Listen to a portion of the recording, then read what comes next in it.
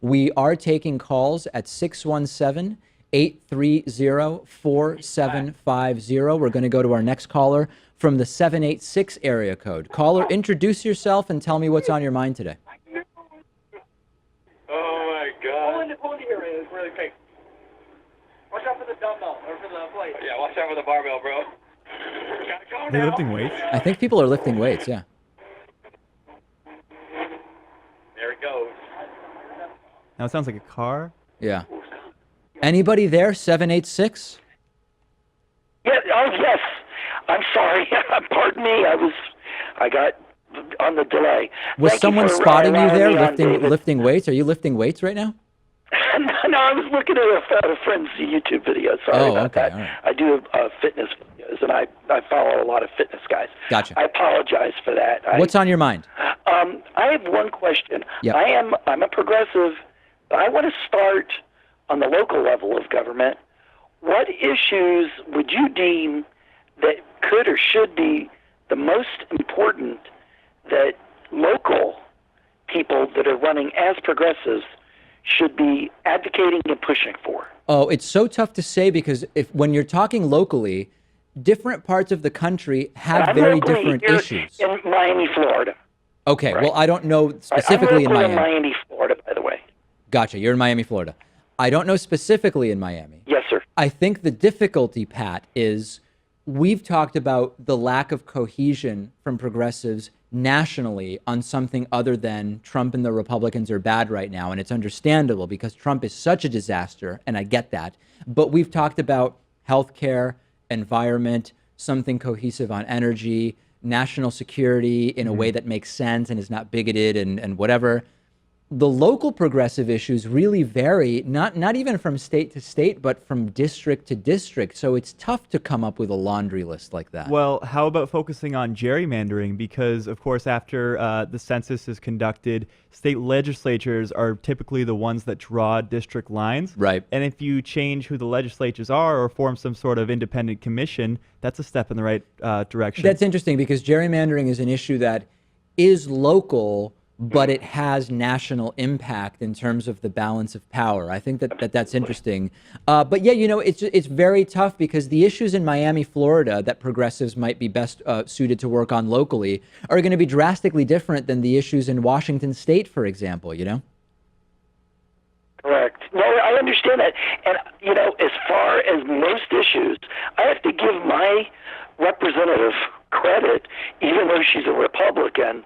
But Illeana Ros-Lehtinen, believe it or not, on gay issues and on Trump care, she voted against Trump care. And I mean, it puts me in a place where I never vote for her. I have never voted for her. Yeah. But I find it hard sometimes to say absolutely the worst things about her. She's a hyper ethnic with the Cuban stuff, which I think sometimes goes a little bit too far. But what do you mean by that? What do you mean I'm interested in that. What do you mean she's hyper ethnic? Well, she's a, how do you say it? If you live in Miami and you're an American person, I'll say it that way, an Anglo person, you understand what I'm talking about when you say hyper-Cuban. They can be very, they're a minority that has kind of always been coddled in a ways. They be given a lot of extra things that other immigrants have never been. I mean, there was the Cuban American Act, I believe it was in 1962, which gave them Social Security funds. And if they are born in Cuba, they automatically qualify for, I think it's on food stamps for SNAP and so forth. And what you would have, and this is what would make so many people angry in the store. And I understood where their anger was coming from. You would see people that would have grandma, who was born in Cuba, would be getting her SNAP, and the next generation have done well in the United States. They've made money. And that upset you when you would see that would upset you. And that that would I used to work part-time as a second job as a cashier at Publix, and I would see that, and I would see people behind them that were Anglos that would just get boiling mad because these people would, and you can verify this, David, Pat, if you look it up, they get, until they die, they're going to get SNAP, and they were, I don't know if that's ended, they used to get Social Security payments as well because it was considered a helping hand. But it was keeping on going and going. Got it. And they were getting this money. Yep.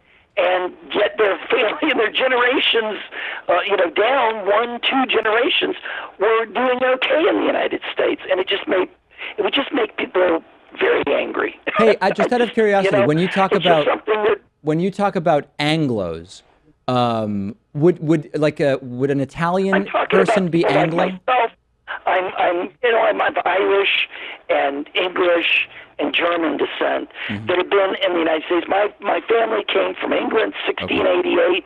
The Clements. My name is Kevin Clements. Okay, good. My last name. The people. They've been here. They were in Virginia, and then from the 1730s they were in Georgia. Got it. And then they came to Miami. Okay, in the yeah. 1890s. Point made. Point taken. I think I got it there. Yeah. Irish.